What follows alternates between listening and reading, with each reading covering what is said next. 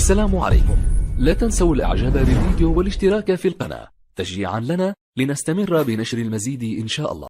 تحية رياضية مجددا مشاهدينا الكرام بعد ليلة الحلم والمتعة والإبهار التي عشناها في حفل الافتتاح. نلقاكم ونحييكم من جديد من ملعب جميل ورائع في أجواء كبيرة وكبيرة جدا. ملعب يحمل اسم الراحل عبد الكريم كروم المجاهد، طبعا من مدينة سيغ المضيافة، لنرافق المنتخب. على الجهة اليسرى من هجوم المنتخب الجزائري نجد زولياني إيدي، على الجهة اليمنى من طبعا هجوم الخضر دوغي أمين، وكقلب هجوم شقرة إيفان. في هذه الأثناء إذن مشاهدينا الكرام في ملعب المجاهد الراحل عبد الكريم كروم، طاولة إذن من قبل حارس حمزة بوعلام في اتجاه شقرة إيفان، تصل مباشرة إلى دوغي آدم. الاحتفال بالكرة من لاعب عمر محمد رفيق، الانطلاقة، التوزيع،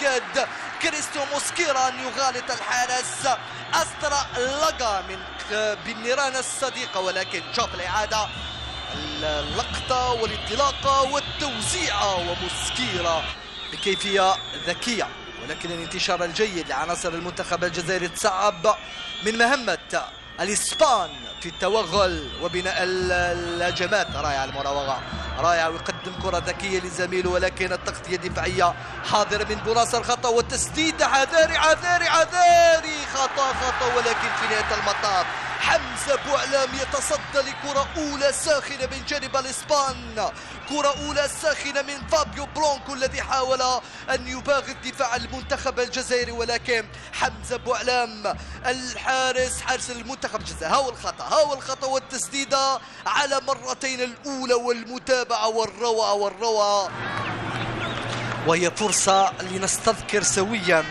الميدالية الذهبية الأولى للمنتخب الجزائري في هذه الدورة. طبعا رفعت أمس بحفل افتتاح عالمي، وسترفع بإذن الله في الكثير من الرياضات خلال دورة ألعاب البحر الأبيض المتوسط. رائعة التسديدة،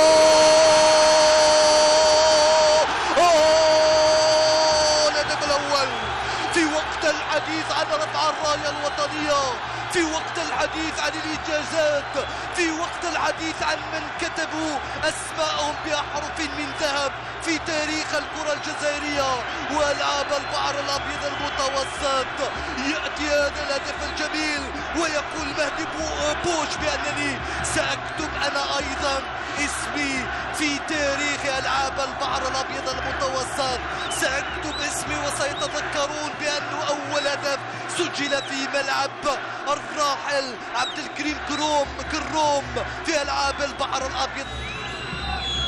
4000 فقط، ولكن المشاركة تاريخية في هذه الدورة.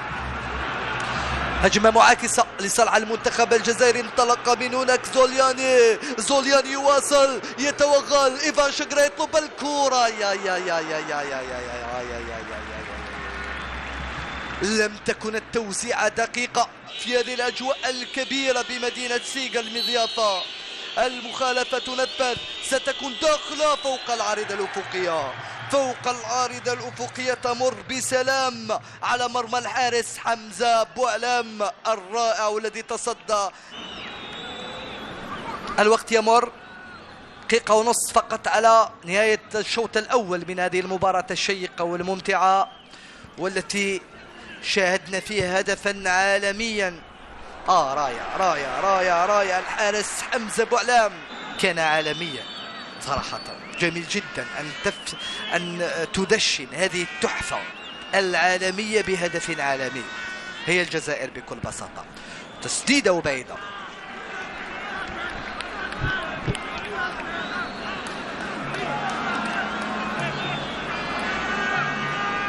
طبعا كيريرو جولان من دون خطأ، تسترجع الكرة بذكاء من قبل خنفوخ فؤاد.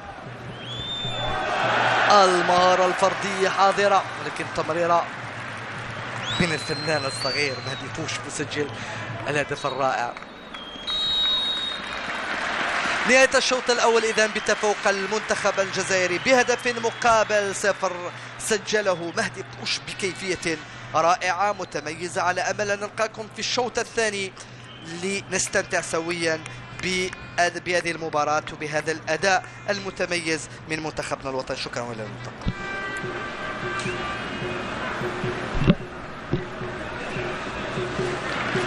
الكرة الجزائرية في الوسط مع عمر محمد رفيق يغير الجناح بكيفية ممتازة ناحية دوغا، توغل رائعة، التوزيع والدفاع بصعوبة، يدخل ويخرج على الركنية للجزائر في انتظار النهائيات يوم غد أيضا مع كيو إسحاق، أنكال عبد الكريم، سيد عزارة بشير، طبعا تحت أنظار المدرب جمال بلماضي الذي يتفاعل مع الجمهور ومع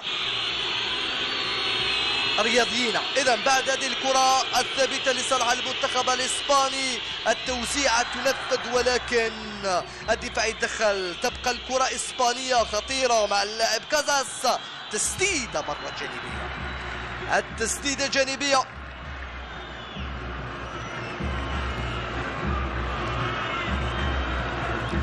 على سلمي يكتفي بالفضلية أمام التركي الراي سامدان.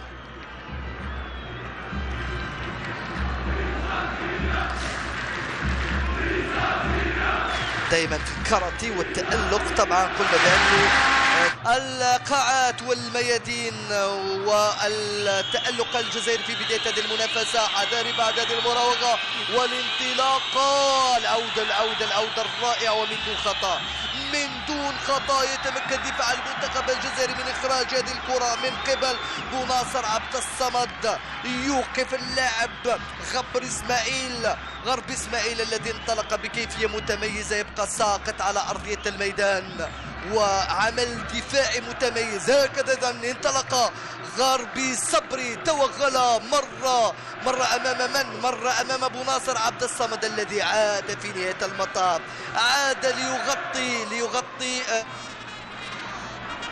في نهاية موسم وفي جو حار، ولكن الإرادة تصنع الفارق بهذه التسديدة من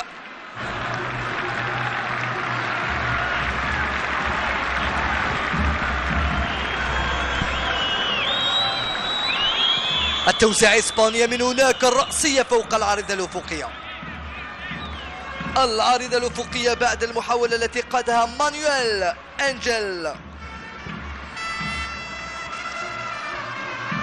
رودريغيز،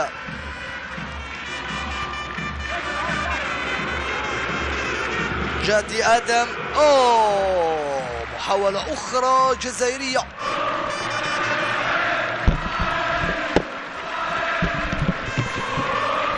إعادة للقطة الخطيرة في صفوف المنتخب الجزائري الذي حتما الآن سيدافع على هذا المكسب بذكاء، وبعد ذلك يحاول الاعتماد على الهجمات المعكسة. الآن المنتخب بحاجة إلى دعم الجمهور بشكل أكبر، لأن هذه اللحظات هي اللحظات الحاسمة في هذه المباراة. لا لا لا لا لا لا, لا.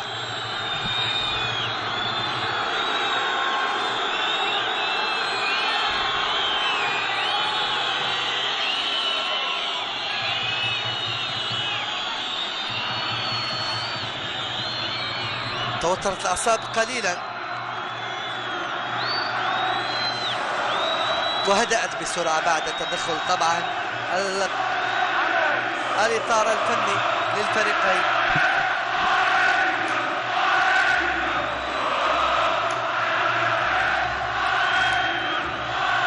مباراة متميزة، لعبوا بذكاء، لعبوا بشجاعة، لعبوا بإرادة، ولعبوا بحماس، ولعبوا بمهارة أيضا، مثل ما يحدث في هذه الكرة وفي هذه الهجمة. الانطلاقة، أليس هناك ضربة جزاء في أجواء تاريخية هنا في مدينة سيك، تاريخية بافتتاح هذه الجوهرة.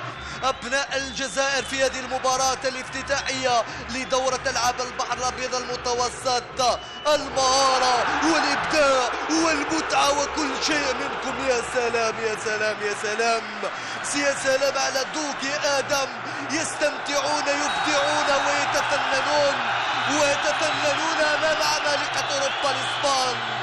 ماذا تفعلون؟ ماذا تفعلون في هذه المباراة؟